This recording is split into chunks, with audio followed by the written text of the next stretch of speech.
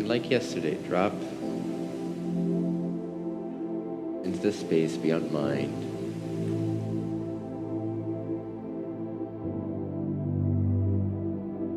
As if your life depended on it.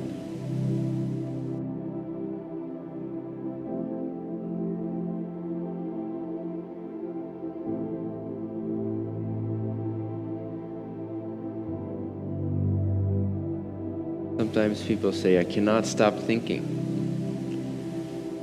But what if your life depended on it?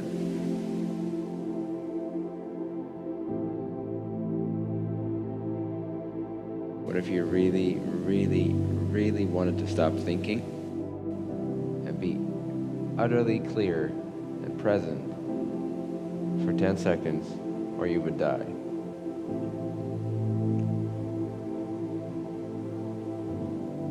Where no thought is allowed, all things are ignored.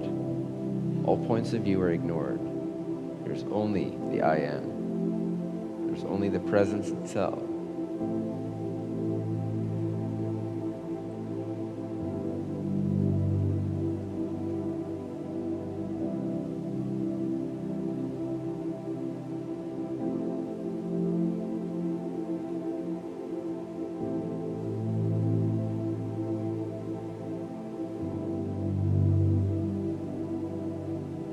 If you had to, could you be aware of that innermost sense of divinity? Where there is this sense of I, just that, shining, pure. Before any modifications are made, before any alterations, before any suggestions or assumptions, could you rest purely in the I? If you had to, could you break the continuity of mind just for a few seconds if you really, really had to? And if you could, that means you can. This applies to anything. If you could do it, if you had to, it means you can do it.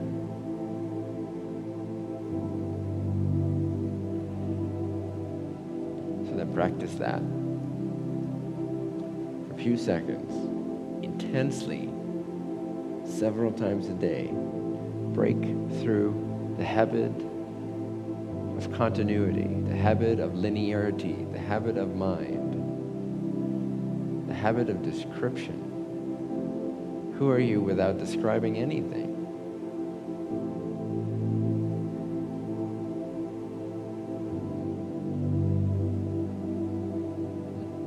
And if you cannot be comfortable with that, then how can you be comfortable with anything else? We cannot be comfortable with ourselves as we are, without any modification or addition or filter or conclusion or description. And of course we're going to be restless also when we are using the mind, also when we are engaged in action. We're going to be seeking experiences because we have learned to run away from what we are. We have not sufficiently developed the capacity to be as we are. No additions, no assumptions, just conclusionless, meaning-free isness. Which again is the gateway to something so endless and vast that it's your direct connection with Source. It's already here. It's the I from where you see, the I from where you hear, the I from where you think. But it's before the thinker, prior to, more original than, more already here. Thoughts you have to add every single day. It's a job. You have to continue to add thoughts to what is, to what is, to what you is. That isness, that I am, is your gateway to the direct recognition, the realization, the deepening, the purification into Source, to becoming transparent as an individuated entity, to that Source which transcends individuation, which is the oneness beneath all things. If you cannot cut through the bullshit of mind at any given moment with great intensity and joy and surrender, then how will you really be successful at anything else? The only way to be successful at anything else, if you cannot do this, if you can't reel back the mind and create an authentic, original opening into clouds of the continuity of thought projections and rest in the essential formless nature of what is.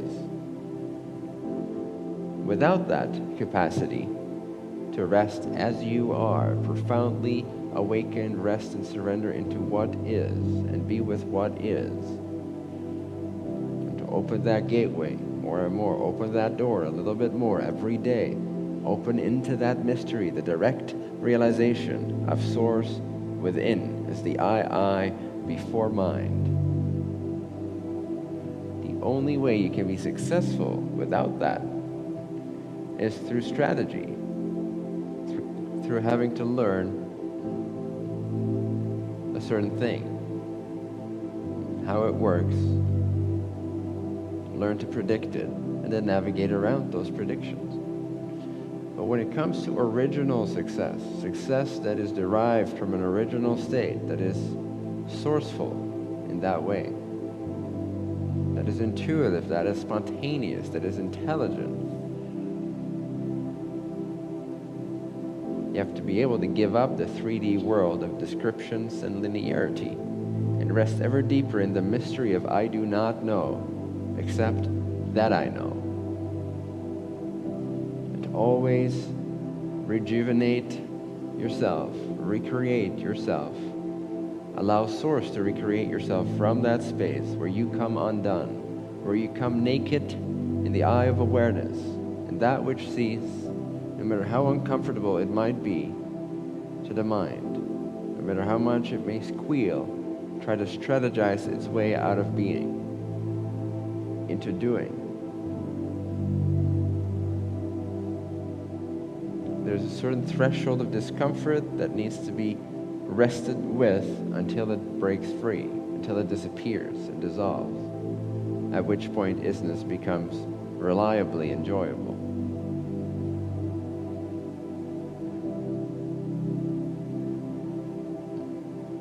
But the portion of mind that has derived its sense of well-being and pleasure and joy from external circumstances, external objects, descriptions, interactions, relationships, will not like this because it's like a death. It doesn't want that. It wants to continue itself. You have to understand the only way for an illusion to continue itself is to generate the illusion of continuity about what it's projecting. If something is fundamentally untrue, but you think it is true, the only way the illusion can sustain itself is by projecting some form of continuity about its own existence, meaning it needs to be continuous in its operational aspects. So when you penetrate, when you pierce the veil of linear thinking, when you stop it over and over again, it's like cutting through the string that connects the pearls around your neck. It's a necklace. When you cut through that thread, all the pearls will fall off that continuity. It's no longer continuous. You've broken the circle. It's no longer useful as a necklace. You can no longer believe in the stories if linearity, continuity is taken out. So stop yourself, completely, radically come to a full stop. Complete stop as if your life depended on it. For 5 to 10 seconds.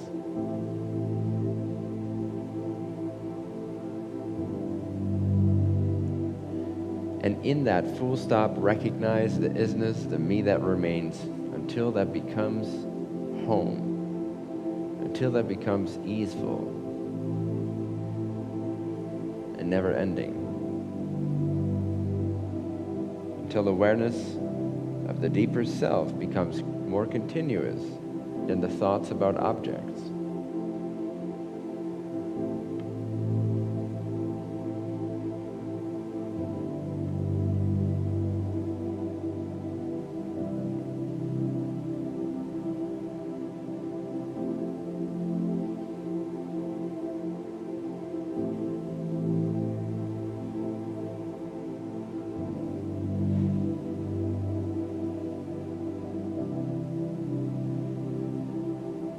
Who are you without your descriptions? Without your reference points? Can you rest in that emptiness of meaning, that emptiness of story? Can you know yourself nakedly? Because again, if we cannot tolerate ourselves in the naked state, then how can we expect to have an authentic relationship with anything that arises, with the contents of experience?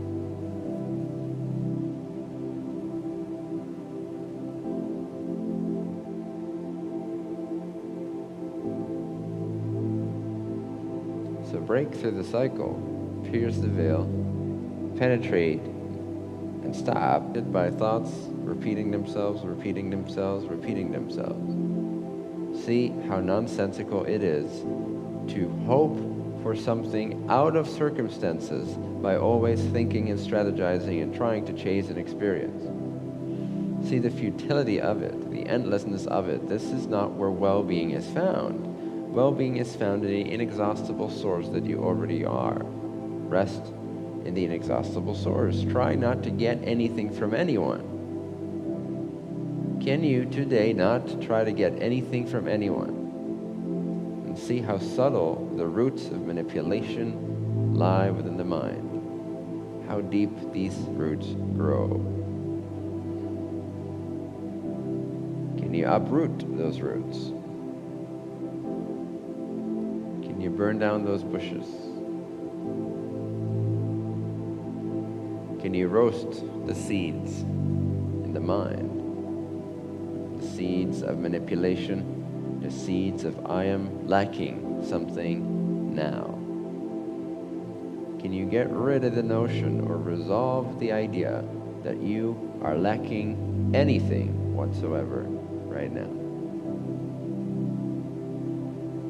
And if you can, a sense of wholeness will replace the sense of lack. And the sense of abundance and freedom and generosity will replace the sense of manipulation and needing something and being inauthentic. But you have to break the cycle.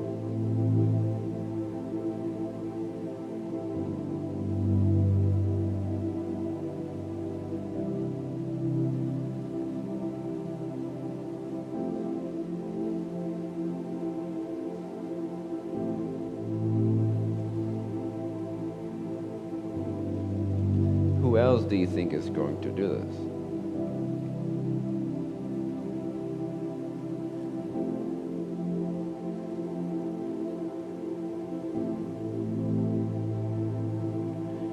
We all have to realize the source of our own unhappiness, of our suffering, and how we perpetuate that. We have to know how we are perpetuating it. And when we see that we are perpetuating it every moment of every day, senselessly, then we can get to see why we perpetuate it. What is the reason? What's the subconscious assumption for doing what we're doing, for chasing what we're chasing, for elaborating on what we're elaborating on, for describing what we're describing, for thinking in terms of subject and object all the time, and never resting in the original space of bliss,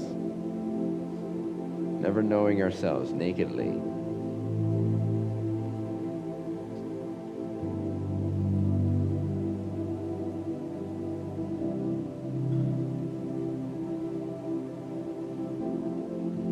You have to see the fallacy that constitutes that behavior. You have to see the false assumption, the false belief that fuels that way of operating. who else will do this for you? Who else will stop your mind and have you realize the self? Only you can do that.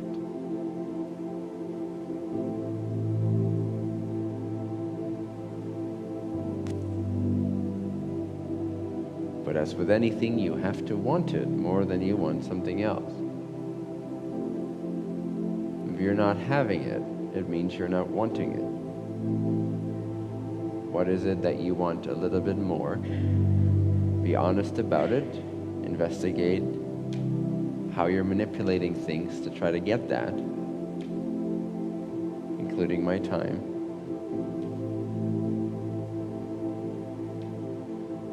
And see why you want that more than, say, self-realization directly here now.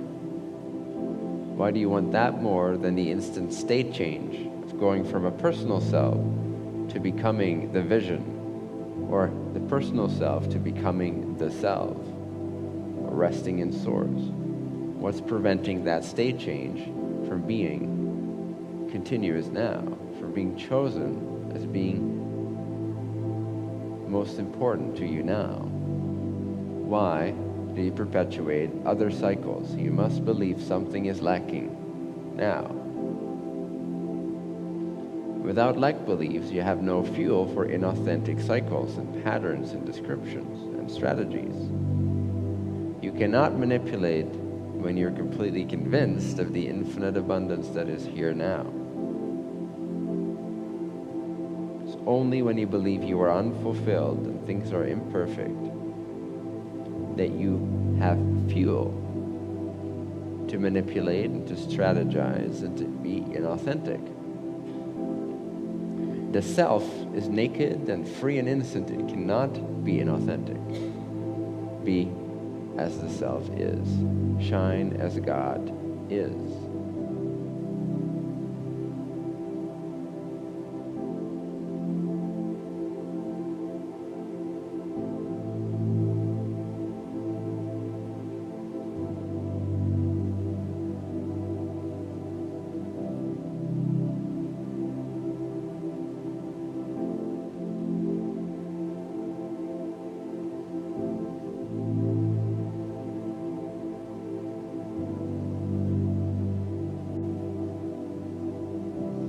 Have more faith in bliss than in matter,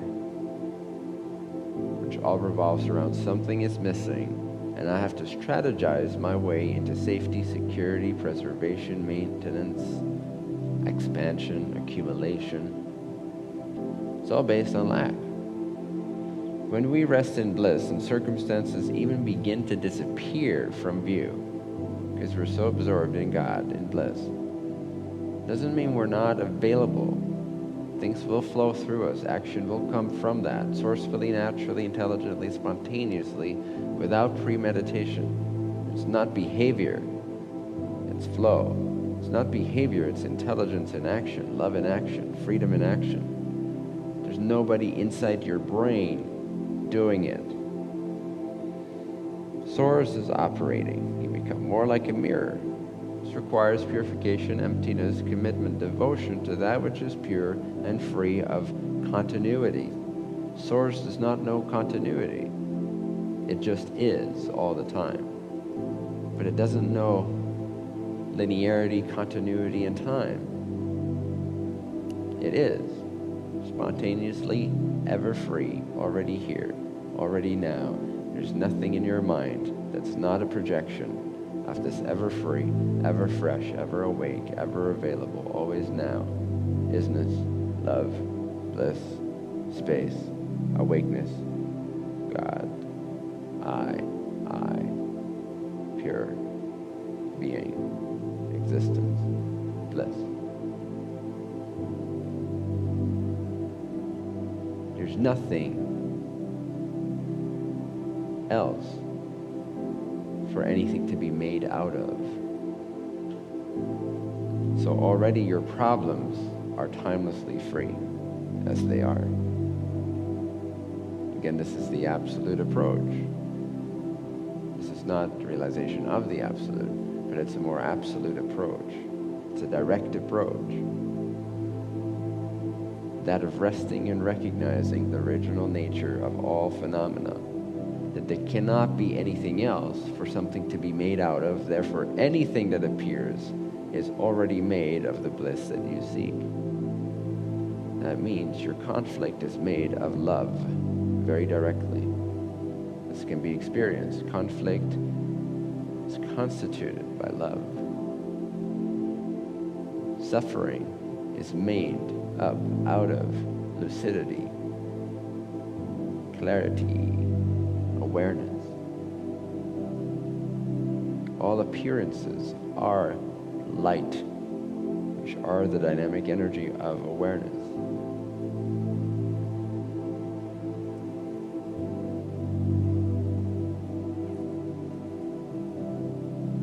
Already, everything is rested in awareness. You just don't see it yet, perhaps. But when you stop the mind and you rest with things as they are, you will see that the appearances as they are already rested in timeless awareness. You don't have to move away from anything. You don't have to manipulate what arises. What arises is already the perfection that you seek. Just let it be. And die. Die to what is. And you will die to love.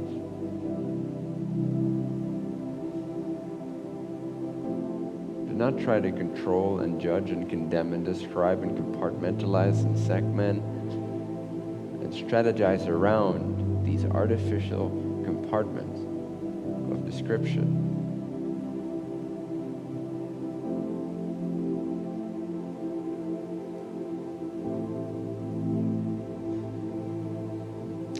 Just let them be and face the fact that your problems too are God.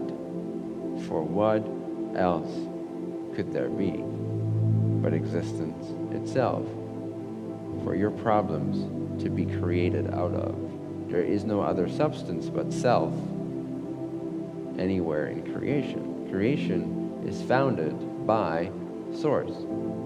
Thus, then, anything you can experience, including the things you don't like, including the things you have come to believe are obstacles or problems to realization or happiness, these too are made of awareness, love, light. When you let them be exactly as they are and you stop the descriptive mind, the strategist,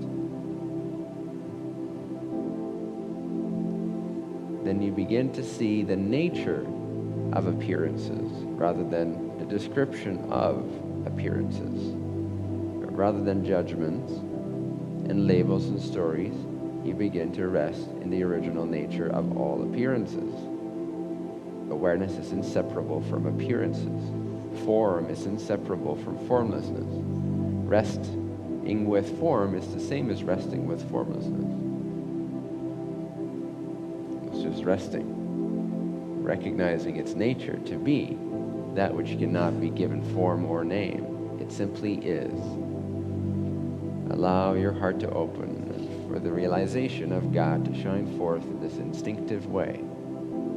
Before mind, it's instinctive. It's an instinctive realization of the one creation constituting all experiences. Bliss, beingness, love, isness, space. Different qualities of the same isness. Like wetness and fluidity are qualities of water that you cannot separate from water. There is no water apart from fluidity. There is no water apart from wetness. There is no self apart from bliss, apart from being, love, isness, space. You are the space out of which objects are made. You see, there are not really any objects, because what else would they exist out of? They would need an independent nature, something other than the one infinite creation. But there only is the one infinite creation, because it's infinite, it is all. It is one. We imagine our thoughts, our emotions, our problems, our obstacles, our life situations, our partners, our dogs, that they're coming from somewhere else, that they're made of flesh and bone. But they're not. They are formless awareness. They are the Buddha. Already, timelessly perfect. Just rest. Just die. And see what happens. Very little actually happens. You just are, and you continue to be, and that expands into more perfected, pristine, experiential state of absorption, of bliss. And that radiance will begin to dominate your actions and your strategies and your responses for you. In fact, that then becomes you. You become that. You become identified as source, not as phenomena. You become the field, not the objects, nor the egoic subject that derives its well-being and its sense of self from seeing objects and describing them. You see, without descriptions, if you stay without descriptions long enough, the sense of being the subject of objects disappears, and there's only the indescribable isness of love, bliss, awareness. This is God. Only God is. Only that which is, is. That which is not, is not. So don't worry about it. Only isness is. So go to isness and realize that somehow only that exists. The rest has no isness. It's just projection, empty projection. Illusion. Rest is God over and over again.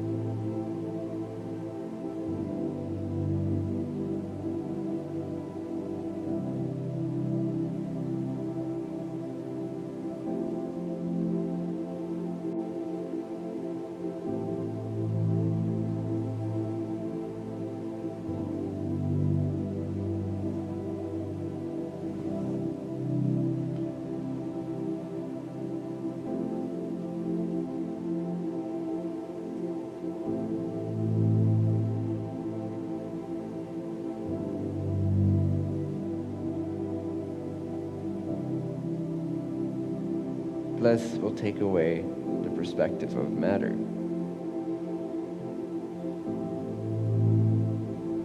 Somehow in that resting, you will know that everything is taken care of, that you previously cared about is taken care of. You don't have to worry. Time and space and events and phenomena and reflections, they are all governed to begin with by this infinite field of infinite intelligence anyway.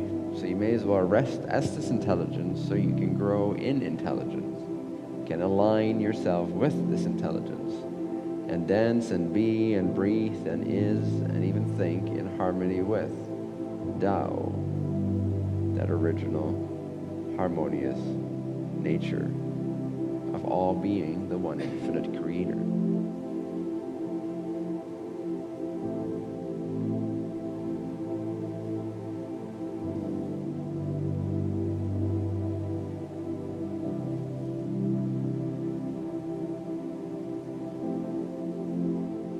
All things appear inside of you. You are the source of all things.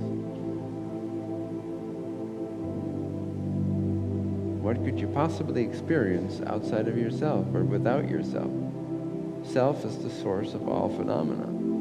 Rest is self, and your rest is everything, and the potential of everything.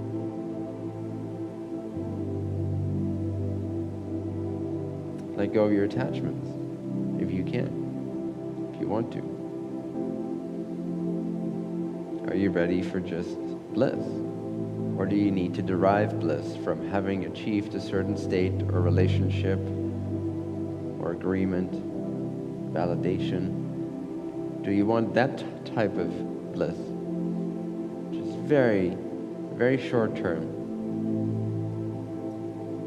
And it's got very, very long intermissions of struggle and chasing and fretting and worrying about not being good enough and trying so hard and destroying your system in the process and not loving yourself in the process.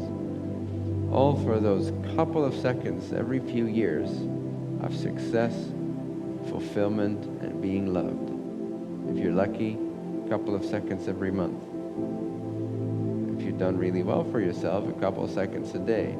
But still, you have to see, you would not pay to go see a movie, okay, that every 2 seconds it has an intermission of 24 hours. And then you go and buy popcorn and destroy your body and wait for that moment where you can get back in cinemas, finally seated, full bucket of popcorn and Diet Pepsi.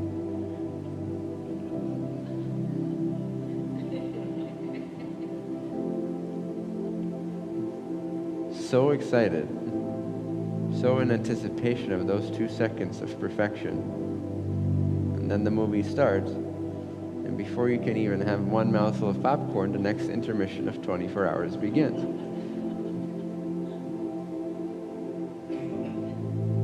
This is the state of humanity, and we call that the search for happiness.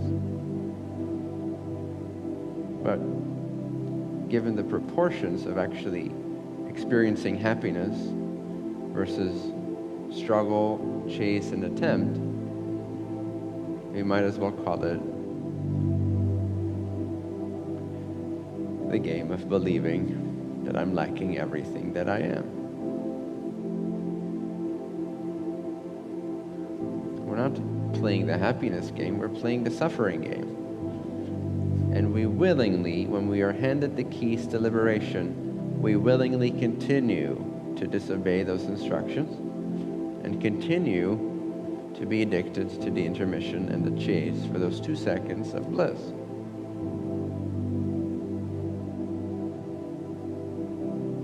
What are you awaiting? Are you awaiting a relationship where you'll get the perfect amount of validation for the constructs that aren't you to begin with, but you think are you, so that they can sustain and endure and be validated so you can be happy in the false self? Is that something you're hoping for down the line? That sounds like a pleasant future.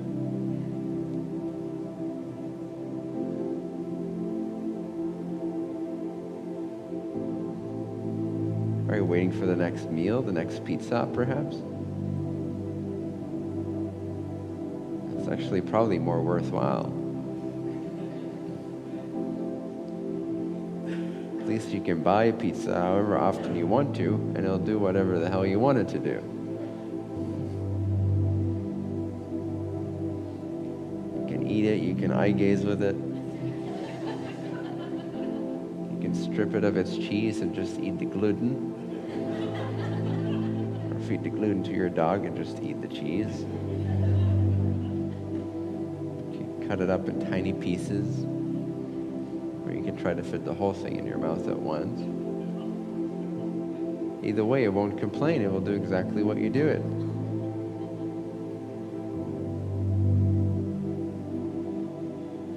What are you hoping for? What are you waiting for? Is it money? Are you waiting for money?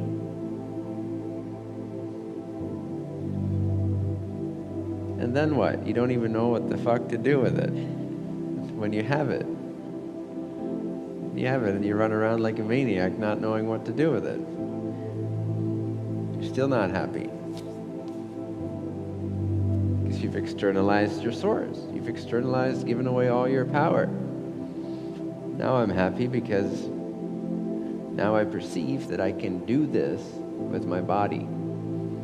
But when has doing something with your body ever caused you lasting sourcefulness?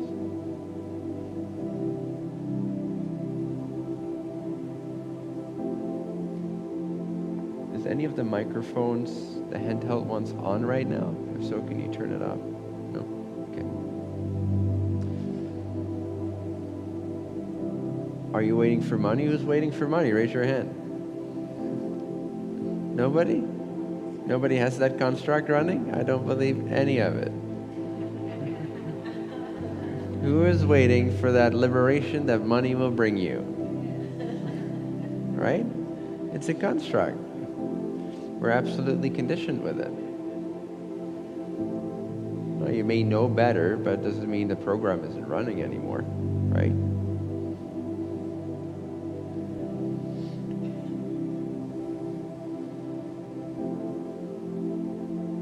Who's waiting for means, the means to be who they are, the means to do what they want to do, the means to go where they want to go to, right? And money is predominantly the symbol for most of us.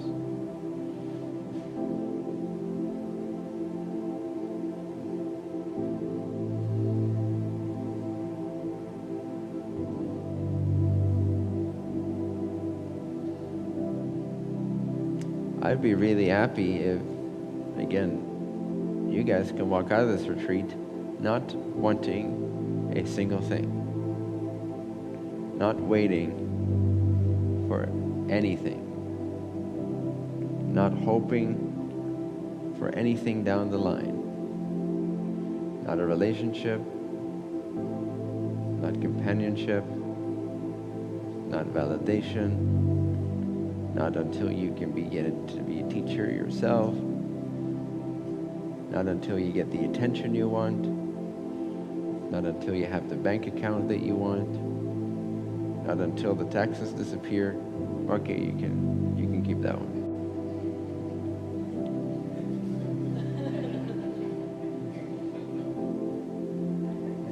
But I'd love for you to be able to walk out of this retreat wanting nothing except wanting taxes to disappear. But other than that, being completely happy.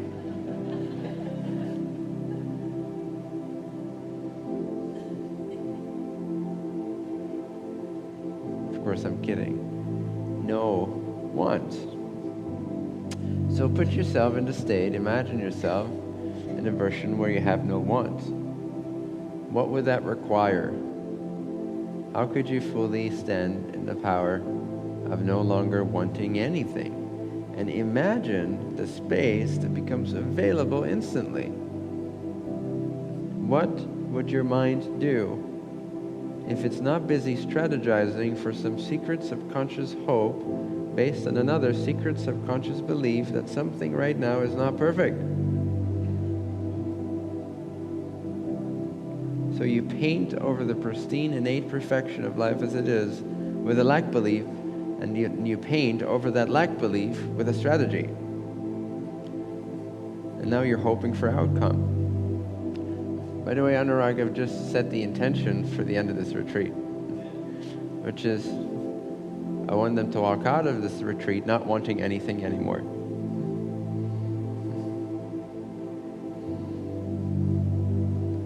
Being in the state where you don't want anything. Imagine the space that is available, the sheer joy, bliss, freedom, creativity, and natural service to others that becomes readily available when you break free from the illusion that there's something missing right now that you have to strategize your way into, that you have to get out of a retreat to fulfill. If you can remove or see through this initial lack belief that something right now about you is not perfect, is missing, that you are in need of something, money, relationship, career, enlightenment.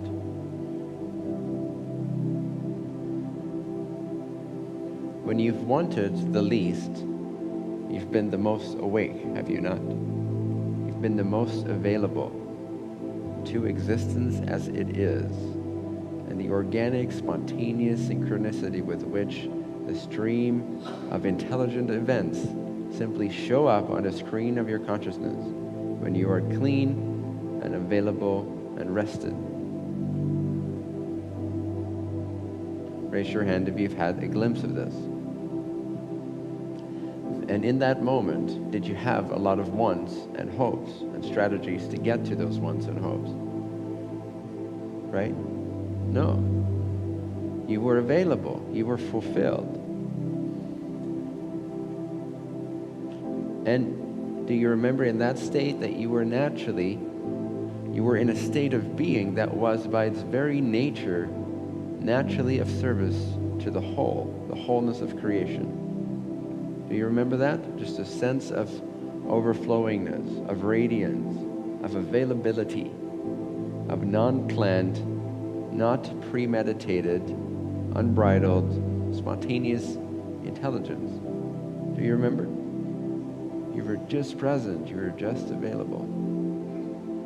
Right there, fully here, because you weren't lost in concepts of future and outcome. The more fulfilled you are, whether it is through investigation, uprooting the lack ideas that motivate your current strategies, that dominate your mind, or whether it is through aligning to your calling while you are here, very powerfully aligning to that, or whether it is through directly resting as the unconditioned state immediately now.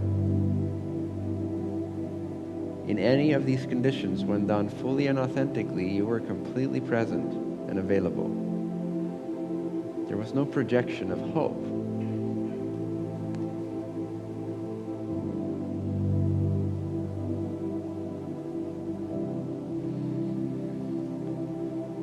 So imagine yourself 3 days from now, walking out of these doors, not even looking forward to your life.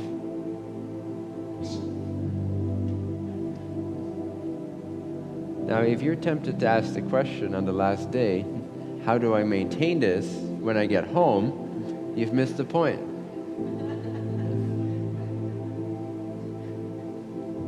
Do you get that?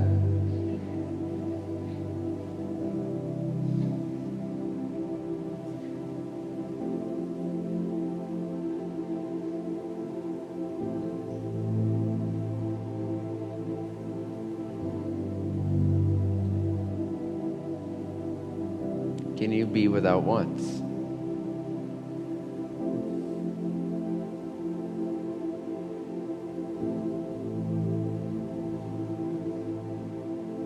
Look how joyful you've become.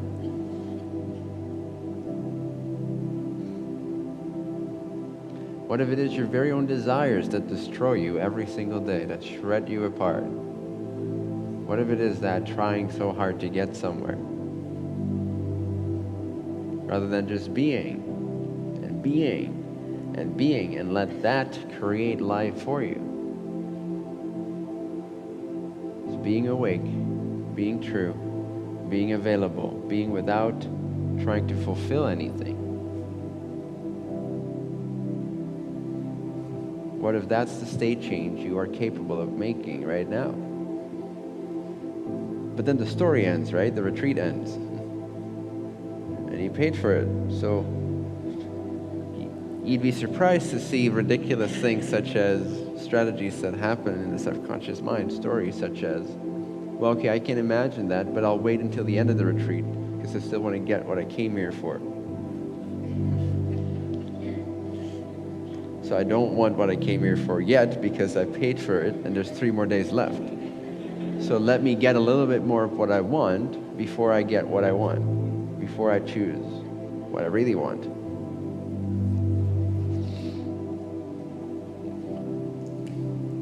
There's so many ridiculous strategies.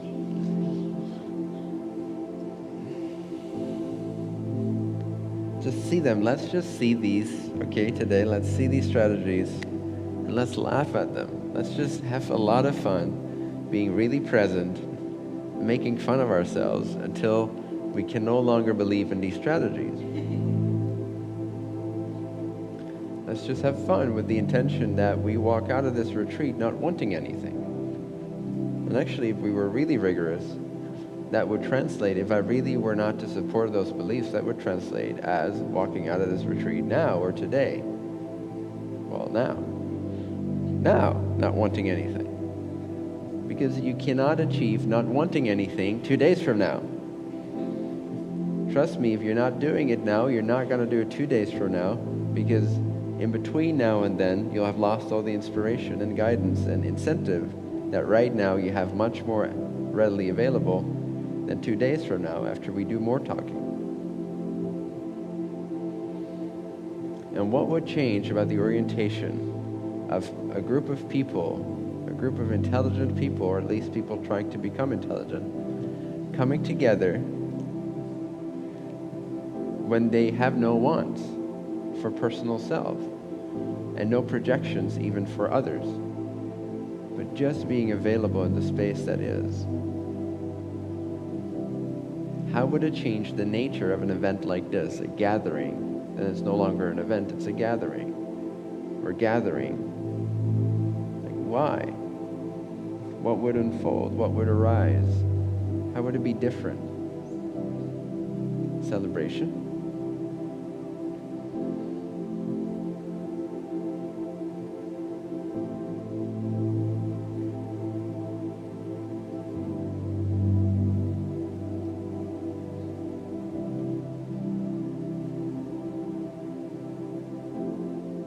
Have you noticed that in your relationships, whether it is to your children or your partner, or even your parents, that you're so much more naturally excited to be completely with them and engaged and giving of yourself when you have availability? One of the most stressful things in relationships is not having availability, right? And expecting things from each other. But from an energetic point of view, why do we not really enjoy the relationships we're with? It's usually because we're not available. We're occupied with wants, strategies to try to get somewhere. And there's nothing wrong with playing an exciting game and giving it all that you have, and playing with the illusion of outcome and different probabilities and different players in the game. There's nothing wrong with playing that game, but if that game is still constituted on a state of lack, it will be polluted and it will be used for gratification of self, in the hopes of being able to satisfy self. Again, you would not go see a movie if every 2 seconds they would stop it for a 24-hour long intermission. You just would not pay to see that movie. So why are you investing in your life in that way? Why wait for those 2 seconds of perfection circumstantially when you can be sourceful, be in source consistently, free of that linear storyline, just being available? And then the intelligence will naturally operate through your blueprint, and it will purify it and heal it from the past distortions very rapidly. It will literally reshape the very structure of your etheric and physical body to match the original blueprint of what you came here to be, which you have distorted over time with other thoughts and lack ideas and conditioning. When you remove that conditioning, which is removed instantly, when you remove the reason for wanting things, if you no longer want things, you're completely available. This massive purge and healing process begins instantly and rapidly, and this clearing happens. And God can come through, shine through in the unique way that you are designed to be here as part of the puzzle of humanity's ascension at this time. You don't even have to think about this. This just happens structurally, energetically, inside of the illusion of the body, the mind, the collective that you're a part of. So it would change the nature of gatherings. You wouldn't have to retreat from anything. You wouldn't have to retreat from your own mind. You would already be that freedom. And now that availability would come together for the only purpose just to be together and to play and create according to your natural intelligence. But that would be governed very naturally and automatically and spontaneously. You would not have to plan coming here. You would not have to plan what you're doing or what you're wanting. The availability would show up in a very spontaneous way. Again, if you're playing with your child and you're having an amazing day at the park, very simple but amazing day, is because you're fully available. And there's a spontaneity that happens. You're not planning anything. You're just in the joy of being able to recognize God in your child and in yourself and in the freedom and in the sunshine and in the blades of grass that day provides you with.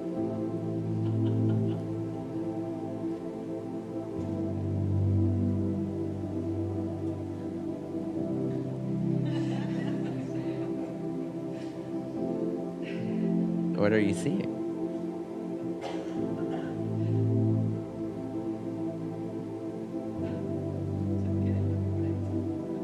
Sorry? Can we turn on the microphone? It's not doing much. Like this? Yes. Good. So I feel great. You feel great. Yeah, it's quite perfect. Quite perfect. Yeah. An incredible feeling to be back home. To be home. Yeah. Wonderful. Yeah. Did you see something that triggered your funny bone? Yeah. When we stand in truth, everything we thought was true is now kind of funny to us and ridiculous.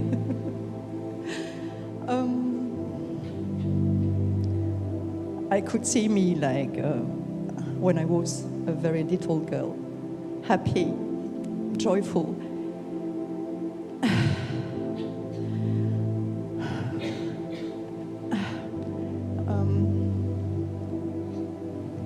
In French, je suis exactement la même que il y a 50 ans. Le temps, the time does not exist. Are you speaking another language? She was actually speaking another language, right? Or no? Okay. Time does not exist, and Time does not exist. no. Right. And I'm exactly the same as Yes. so long ago. I touch into eternity. Yes. Yeah, that's it. That's what's invulnerable. That's why life is then funny. It's incredible. It is. Wonderful. Thank you. Beautiful. Source is invulnerable. Source is eternal. Source is timeless. So from a sourceful place, life is play. It's not a threat. From the point of view of being a person inside of a body needing to accomplish something to prove its worth, everything is a threat.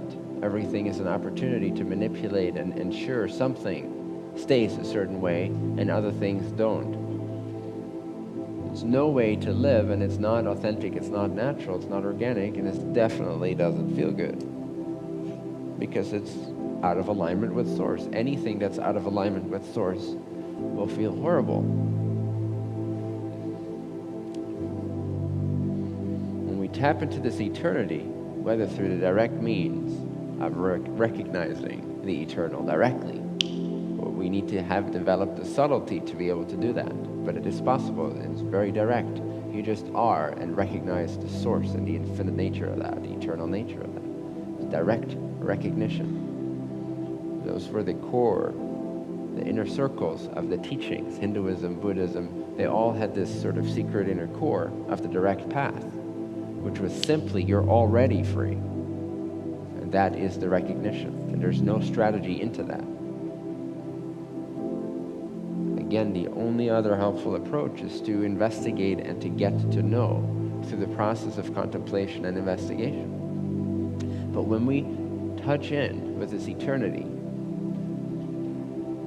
the source within, life shifts from being a serious threat to being a playful opportunity to just be, to just let that flow create and be spontaneous and spread love, joy, and light. Spread the message of the one infinite creator through your own unique blueprint, skill set, talents, passions, whatever arises.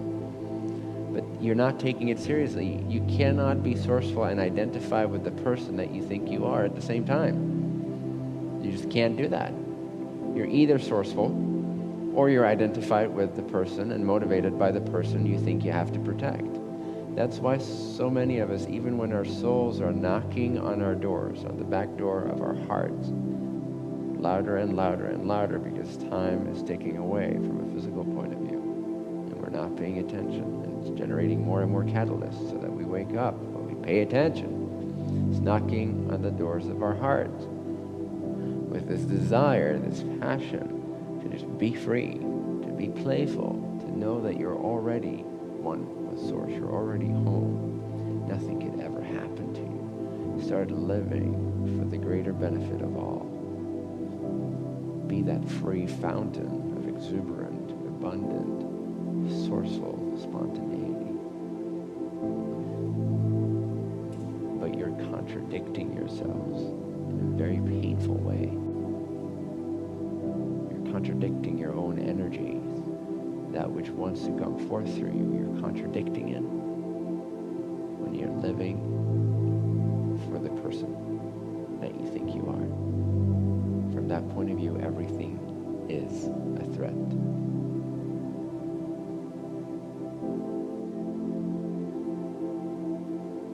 Someone playing music.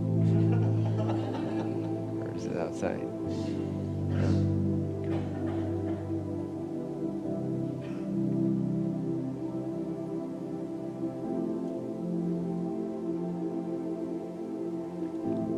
The pain you have experienced all your life, to some extent, is that of going against the stream of your own source. Disagreeing with the safety that's already here, the invulnerability of eternity. So when we realign to that eternity,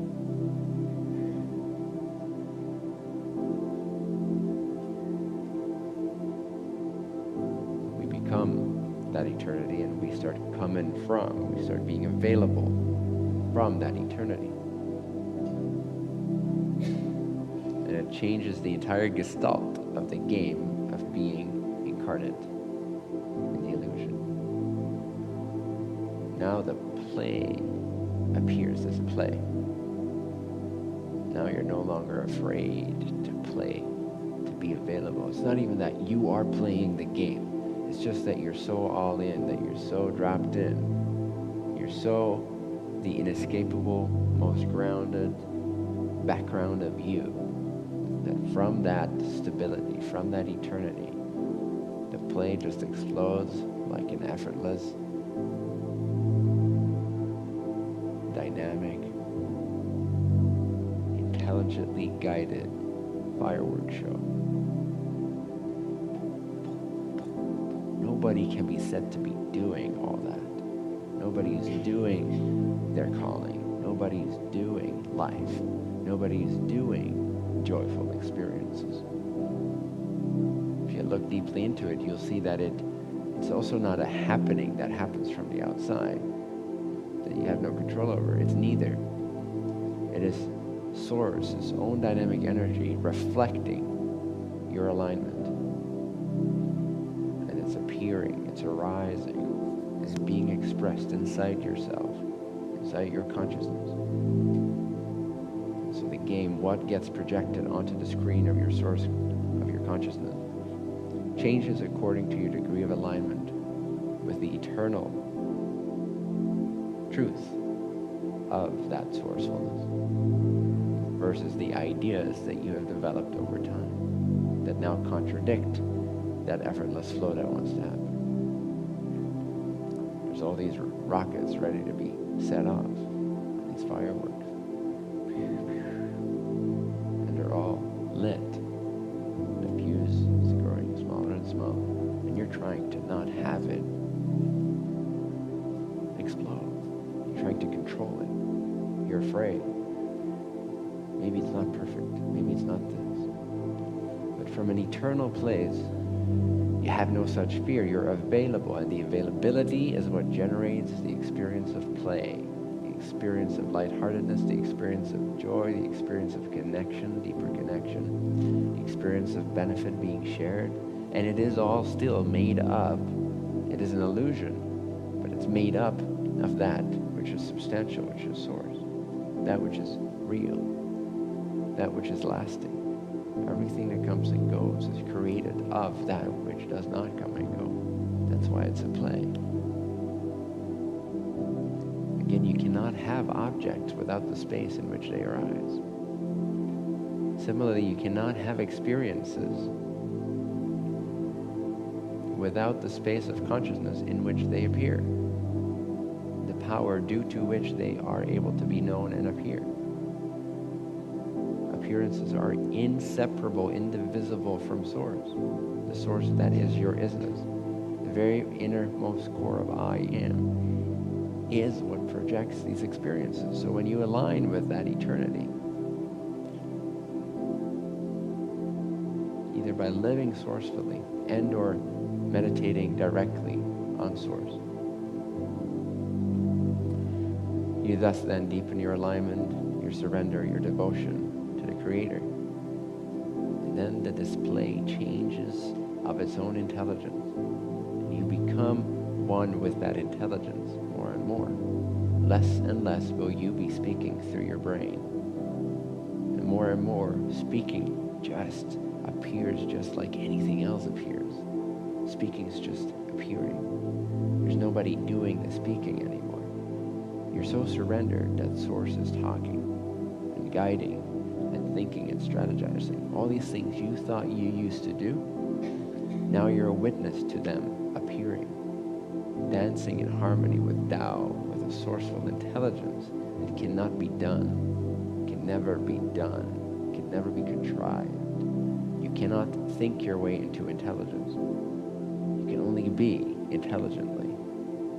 And then intelligently, thoughts will help play the game that you are here to play. When you're most available, that's when your inspirations come through, right? When you believe that you are busy and occupied because you have wants, other wants than what is, then you procrastinate. If you have no other wants, you cannot procrastinate. It doesn't exist. It's not a thing. It's a made-up thing. Procrastination is an artificial construct. It's in relationship to another reference point that's also an artificial construct, which is based on another artificial construct. So if we drop into Source, we give it all up. Just 2 to 5 seconds of total death. Just kill yourself psychologically. Come clean, come undone into Source. Say unto Source, I am open and available. Thy will be done. I do not know. I only know that I am, and I am available. Come clean in that way. Become pure in that way every single day. Devote yourself, surrender yourself to Source and its vision for an enlightened humanity.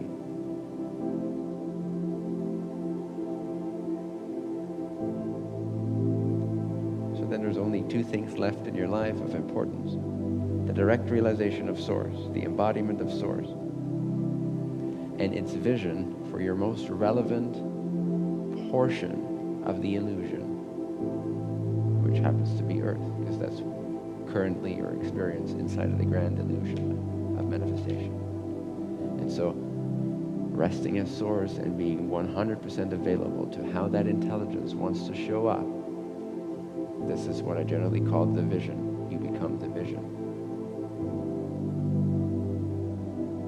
The shepherd has become the vision. The mirror has become Source. Either way, it's amazing. If you devote yourself to the vision, you'll become the vision. You'll transcend humanity-ness. You'll transcend the idea of being a particular thing, being human. You're no longer human. You've become the vision. That's why you can do extraordinary things from this state. That's why you can live an extraordinary life. That's where courage comes from. Nobody is actually more courageous than anyone else. Some beings are just more clear on what's true. When you're clear on what's true, your behavior changes and fear disappears, or at least the relationship to the appearance of fear is changed. In essence, we're all as courageous as anyone else, structurally speaking, but we're just ignorant of the truth of who we are. The more ignorant we are of the truth of who we are, the more afraid we are, and the more that courage is dimmed. The more clear we are on who we are, the less fear we have, the less dimmed we are, and thus then our expressions will seem more courageous, but they're not. We're just more clear. Therefore, there's less fear. Does this make sense? In other words, if you, and this is the nature of compassion in a nutshell, if you had the exact same points of view, all the points of view that that other person has, you would behave and think and feel exactly as they do. No different.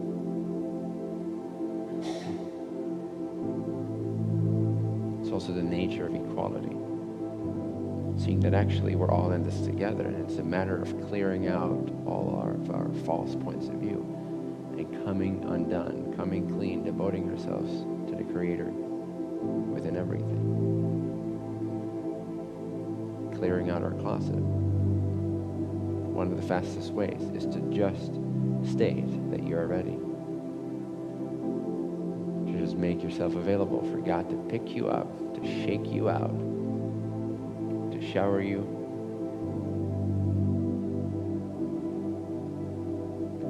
to empty you out, to break you wide open, to destroy your illusions, your hopes, your dreams, and say, whatever it takes, whatever I need to die to, whatever dreams and hopes and false wants I need to let go of, thy will be done. And when we say that that's easier, even though it's harder than living as you currently have, is because things become singular instead of multiples. Instead of managing multiples, now you're not managing, you become singular in alignment. Alignment is singular. That's why it's simpler. That's why ultimately it's an easier choice. Imagine this, actually visualize this right now, because it's a very potent state change choice that you can make right now. Right now, again, not 2 days from now. Don't see if you can't just understand what I'm saying and be like, oh, that's cool, yes. Maybe if I practice it. See if you can actually get it now and shift it now. So imagine yourself as you have been living, and as most people have been living on planet Earth.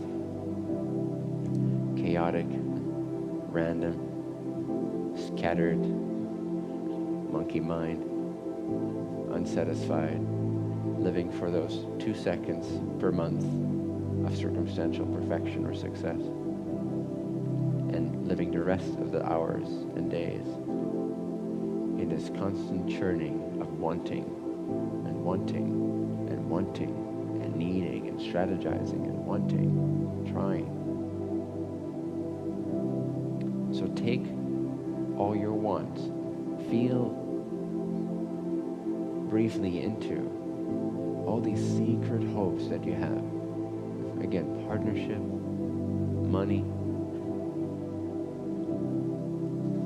becoming a teacher, even being your fullest expression, even enlightenment.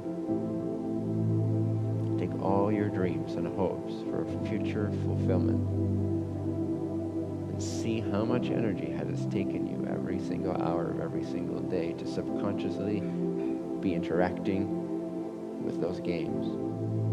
See how much energy that takes from you. This is version A. Okay? See the insanity of humanity within yourself. Operational within your own self. See the insanity of humanity operational within your own mind. Your mind, mind you, has been the product of humanity's insanity. It's not original, it's not native to your blueprint intention for being here. It's not native to your calling. It's additional crap.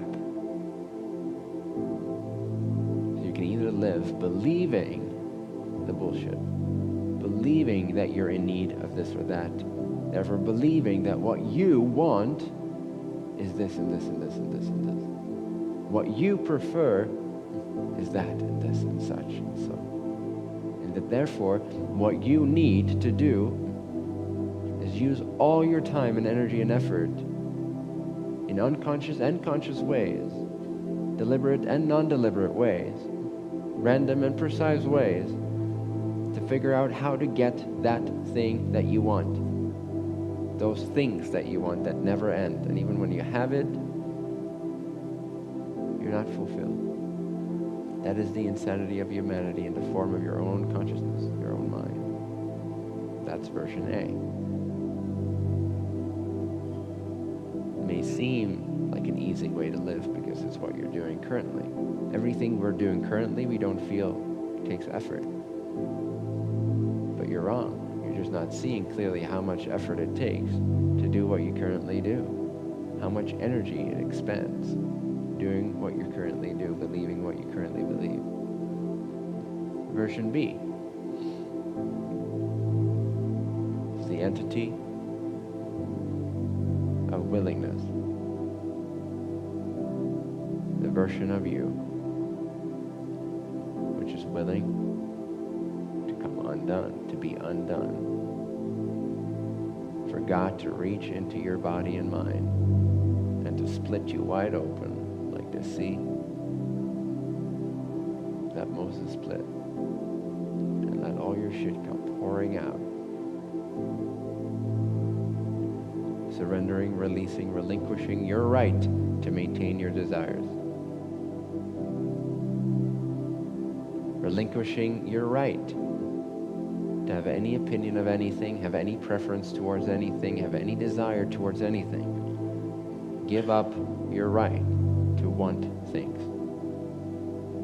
It may seem hard from what you're currently attached to, but imagine how easy it would be to live free, liberated of your very own desires. Imagine the state that would naturally arise when you don't want anymore what you want. The struggle is over. When you open up to God, to the Creator, to Source, to Mother Earth, whatever symbol, whatever representation, whatever word clicks for you the most, resonates for you the most. You all know what I mean. The one Source. Imagine surrendering completely, laying all your hopes and fears and desires and preferences and safety concerns and wants and needs wide open on the table, and offer that entire table to the Creator and say, I no longer care what happens to me. You can have me. I'm yours. I'm your agent. I'm your vessel. I'm done struggling to want what I want and fight for my wants and maintain my wants, which are all based on the belief that I lack what I lack, that I'm not what I am. That perfection is not innate in every moment. It's actually more tiring to continue and perpetuate version A than to just go through that in one short, painful blow of separating from all your wants, ripping the Band-Aid out instantly. Shaving may seem more appealing than waxing, but we all know the benefits of waxing versus shaving.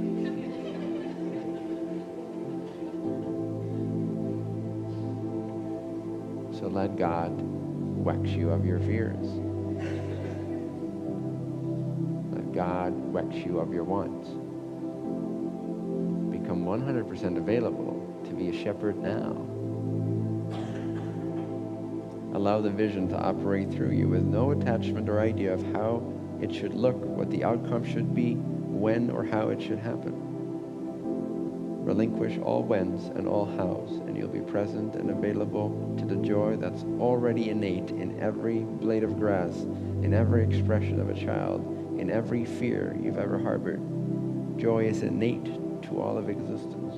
Bliss is the nature of phenomena. We're simply misconstruing it. We're misperceiving it because we think something right now needs to be done about the perfection of life as it is. But if we rest in this perfection and we come undone, we let the Creator operate through us.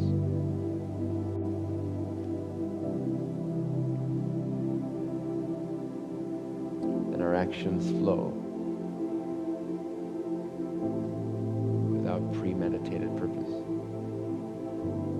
That is intelligence. That is harmony. That is Tao. That's nature. That's natural. It's not natural to want what you want. It's absolutely given to you. Ideas given to you, generated the ones that you've identified with and then protected and defended, and empowerment usually is simply defense of the false self. Because we don't like how much other false selves get what they want, and we don't. And their false selves are suppressing our false desires. So we should stand up for our false desires and call it empowerment or equal rights or the gay parade or feminism or this or that, whatever new movement you can think of to protect and defend the false self, and to make sure that other false selves don't get what they want too much because you envy them. That's empowerment. I feel powerful in my right to want what I want, which has been given to you by false ideas that have been hurting you for dozens of years. Every single minute of every single hour of every single day of every single week of every single month of every single year of every single decade of your life thus far, it's been haunting you. And you're defending that, and you call that empowerment. You might as well call it pain preservation. How pain preserved are you today? Well, really good. I stood up for my rights. I protested. Stop defending your wants. They're not important. You're not important. You're not even real. You're not a construct. Only Source is, you see.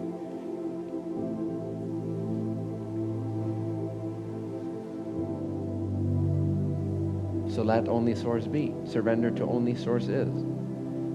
Don't want anything and see what happens. Start having fun, start interacting, start being authentic with no need to defend or protect or validate or empower or prove or show anything to anyone for any reason. Source now plays. Source plays. Source either is or it plays. It has no other mode to meditate and play. It is and it expresses.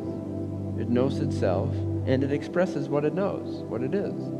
That's all it's ever done for trillions of years, or at least billions of years. This particular octave of creation, this particular octave of 7 densities of evolution, all it's ever done is express the one infinite potential, the one infinite creator, and everything it could ever possibly be, in all the ways that it could ever possibly be and express itself. To express itself in these infinite ways. And through the process of expressing itself and manifesting the illusion of form, thus then in that reflection, in that learning, in that engagement, getting to know itself, awakening to itself. So now that you are, at least relatively speaking, awake to Source, now that you know how it works, it's your duty to surrender to it. It's your honor, it's your joy, and I promise you life becomes easy. Even when you've got more going on than you've ever had going on before. Things that you cannot imagine you can manage simultaneously, yet will be done easily and with a sense of brightness and joy and luminosity to it. You become Superman, Superwoman, with no need to protect or defend any of your wants. The irony is that when we surrender what we want, we're empowered. We think empowerment is defending what we want, standing up for what we want. Actually, it's giving up what you want. That is empowering. That requires faith. That requires trust.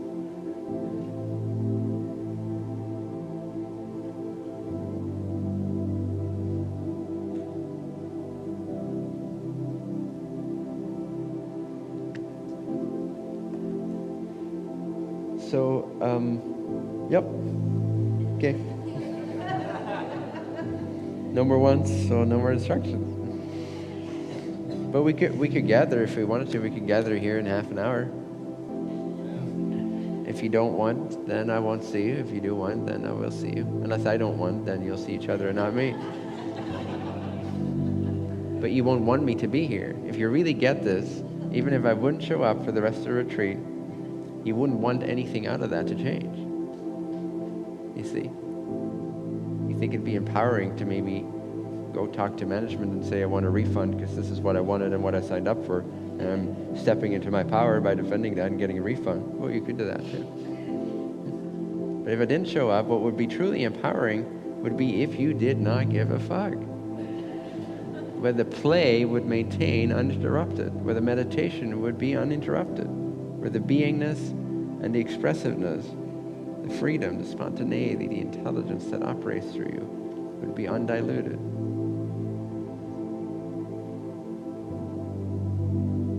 Where it would not make a difference if I'm here or not. That's how you know you got it. That's how you know you've made the state change and you're not postponing the change. You've actually made it. You've actually decided that you are source. You don't need it from anyone. You don't need it from any object. You don't need it from pleasure. You don't need it from safety. You are it. If you are it, you don't need it. You don't need to be safe to be source. You can be absolutely unsafe, in process of being raped, tortured, killed, murdered, and forgotten for eternity. You would still be source. It wouldn't change a damn thing about being source. You don't need to be suffering at all to preserve your safety, to maintain security, to avoid pain, and chase after pleasure. It's not at all empowering. What's empowering is, like Krishnamurti said, my secret is I do not mind what happens. That's empowering. Be so free that you don't even care about your happiness level right now. Be that free. And I guarantee you, you'll be happy. It's just a natural expression of freedom, is happiness. But you can't accumulate it by caring about it. So if you get this, the change has been done. And you know you are source even before you get to safety, before you reach the perfect partnership, before you get the money. And you'd still be it if you never get it. You are source now. Not once you're safe, not once you're rich, not once you're happy, not once you're in a relationship. You are source now, not if I'm on stage. You are source if I'm on stage or not, whether I'm speaking or not. You are source. There's nothing in the world of appearances that can change that. There's nothing, period, that can change that in any world. If you get this, you get this. Get it? Cool. So I may or may not be here in about 25 minutes.